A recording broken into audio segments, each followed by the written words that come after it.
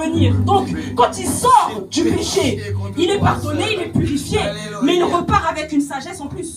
Il repart avec une connaissance en plus. Et cette connaissance va lui servir plus tard. C'est là qu'il est gagnant. Vous voyez ce que je veux dire? Mais si vous allez dans le péché, vous vous repentez, c'est vrai, Dieu pardonne, il n'y a pas de problème. Mais que vous n'apprenez pas la leçon, vous n'allez faire que de revenir, repartir, revenir, repartir, revenir, repartir. Et ce n'est pas le plan de Dieu pour vous. Ce que Dieu veut, c'est que vous progressiez, que vous allez de l'avant.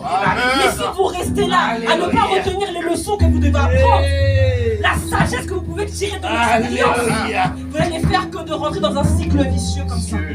Alors que Dieu veut que vous ayez dans la bonne direction. Alors vous allez vers là, d'autres vers là, d'autres vers là, mais la bonne direction. Pas dans un cycle vicieux. Alléluia. Amen, amen. Dieu a permis à Joseph, avec ses expériences, de ne pas être dans l'arrogance. Dieu a permis qu'il soit dans cette expérience-là. Pourquoi? Pour qu'il puisse retirer sa naïveté, j'en ai parlé, mais aussi son arrogance. Tu es le plus petit de la famille. Tu as une tunique de plusieurs couleurs. Pourquoi tu vas te pavaner devant tes frères? Pourquoi? Tu gardes le troupeau avec tes frères. Tu sais que tu vas attirer l'attention. Tu le sais. Tu as des rêves, tu as des songes. La personne la plus mature, la plus sage de la famille, c'est papa, Jacob. Parle à lui. Non, tu parles au frère. C'est que tu es dans l'arrogance. Tu veux te vanter. Et Dieu a permis qu'il puisse être dans cette situation pour dire ton arrogance que tu as là. Tu ne peux pas garder ça pour aller être dans l'Égypte quand tu ne peux pas garder ça. Il faut que tu te sépares de ça. C'est pourquoi, quand il était dans la prison, il n'a jamais dit à personne qui savait interpréter les rêves. Il n'a pas parlé de ça. En prison, il n'a pas dit hey, tu m'as donné 200, je vais être élevé, on va me mettre en prison. Il n'a pas fait ça. Il est resté humble. Parce qu'il a compris sa condition. Il a dit non, non, non, je ne peux pas prendre la grosse tête. Je suis un esclave, je reste à ma place. Alléluia. Cette leçon d'humilité, il a appris grâce à la trahison des frères et grâce à la madame de Potiphar. C'est pour cela, quand vous vivez certaines choses, ne vous dites pas pourquoi moi. Bah, tu as eu la révélation, personne qui va te former. Tu as eu la révélation, il faut te former. Alléluia. Tu ne peux pas. La révélation que Dieu te donne, c'est le point d'arrivée. Je l'ai dit tout à l'heure, c'est le point d'arrivée. Mais pendant que tu fais le trajet, il faut que tu progresses, il faut que tu apprennes des choses. Et cet apprentissage passe par l'expérience. La transformation passe par la source de chaleur. Et la source de chaleur, c'est les épreuves. Le diable veut ça pour te détruire. Mais Dieu change le mal en bien. Pour qu'à travers l'expérience, tu puisses progresser et prendre sagesse. Alléluia. Donc faites attention à la prison. Certaines prisons, c'est vrai, il y a un temps où vous devez être dans cette situation difficile pour apprendre et pour progresser. Mais si vous demeurez dans le péché, vous ne pourrez pas apprendre. Vous ne pourrez pas progresser, devenir la personne que Dieu veut que vous soyez. Vous devez apprendre à tirer le son de cette expérience et ensuite progresser là où Dieu veut que vous alliez. Amen. Amen. Quand j'avais aussi dit ça dans une prédication, la même prédication du psaume 1er. Sachez que dans l'année, il y a un cycle de 4 saisons. On commence par l'hiver, puis le printemps, puis l'été, puis l'automne, et ensuite on reprend l'hiver et ça recommence. D'accord? Et sachez que il y a certains fruits et légumes qui ne poussent qu'à une saison donnée dans l'année. Une saison. En été, tu verras beaucoup les pastèques. Tu verras les melons. Mais tu verras pas ça en hiver. Alléluia. En hiver, tu verras pas de pastèques.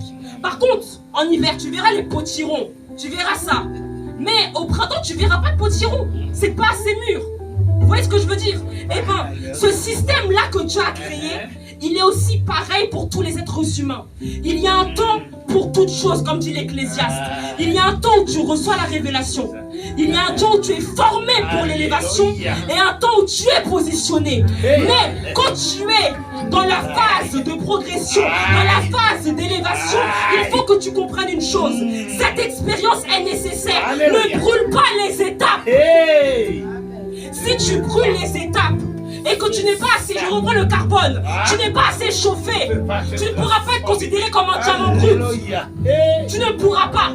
Même si en toi il y a la capacité, si tu n'es pas chauffé suffisamment, tu ne pourras pas aller là où tu veux être. Durant cette période de formation, ne brûle pas les étapes. Ne brûlez pas les étapes.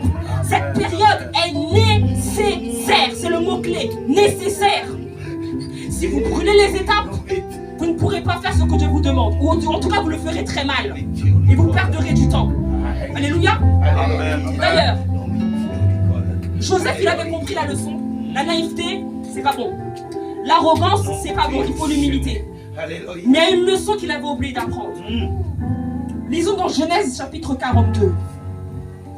Du verset 6 jusqu'au verset 17. On va prendre du verset 3 pour mettre un peu de contexte. Du verset 3 jusqu'au verset 17. Pour vous montrer qu'il y a une leçon que Joseph a oublié d'apprendre. Du verset 3 jusqu'au verset 17. 10 frères de Joseph descendirent en Égypte pour acheter du blé. Jacob n'envoya point avec eux Benjamin, le frère de Joseph, dans la crainte qu'il ne lui arrivèrent quelques malheurs. Les fils d'Israël vinrent pour acheter du blé au milieu de ceux qui venaient aussi, car la famine était dans le pays de Canaan. Joseph commandait dans le pays, vous voyez? Là, il n'était plus en prison.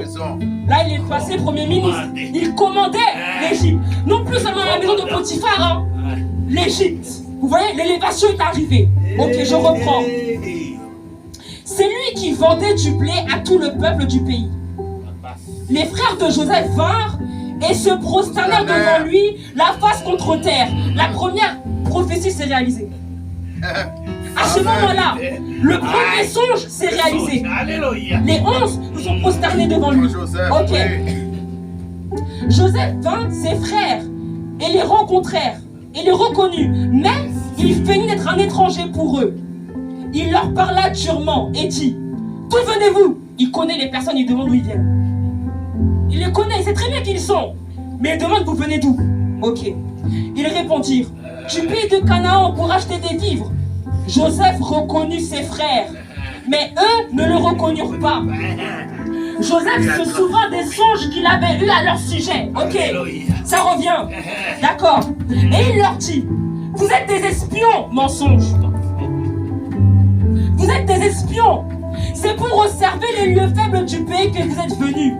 Ils lui répondirent: non, mon Seigneur, tes serviteurs sont venus pour acheter du blé. Nous sommes tous fils d'un même homme. Nous sommes sincères. Tes serviteurs ne sont pas des espions. Il leur dit: nullement. C'est pour observer les lieux faibles du pays que vous êtes venus. Ils répondirent: nous, tes serviteurs, sommes tous frères, fils d'un même homme au pays de Canaan. Et voici le plus jeune est aujourd'hui avec notre père. Et il y en a un qui n'est plus. Joseph leur dit: je viens de vous le dire, vous êtes des espions. Voici comment vous serez éprouvés par la vie de Pharaon. Vous ne sortirez point d'ici que votre jeune frère ne soit venu. Envoyez l'un de vous pour chercher votre frère. Et vous resterez prisonniers. Vos paroles seront éprouvées. Et je saurai si la vérité est chez vous. Sinon, par la vie de Pharaon, vous êtes des espions. Et il les mit ensemble 3 jours en prison. La leçon que Joseph n'a pas retenue, c'est le manque de pardon. La leçon qu'il a oublié d'apprendre, c'est le manque de pardon. Joseph est élevé en dignité. Lorsqu'il voit ses frères, au lieu de dire directement: vous avez changé, ça fait longtemps, qu'est-ce qui se passe? Non, il s'est souvenu que eux là, ils m'ont envoyé, ils m'ont trahi, ils m'ont vendu pour quelques pièces d'argent. Eux là, à cause d'eux, j'ai souffert ici. À cause d'eux, j'ai galéré ici. On m'a envoyé en prison à cause d'eux là. Vous savez quoi, maintenant que je suis premier ministre là, je vais profiter de ma situation. Je vais en profiter. Qu'est-ce qu'il a fait? Il a reconnu ses frères. Il a dit: vous venez d'où? Comme j'ai dit tout à l'heure. Vous venez d'où? Les frères disent: nous venons de Canaan, mon Seigneur. Ils ne l'ont pas reconnu. Il a dit: non, vous là, vous êtes des espions.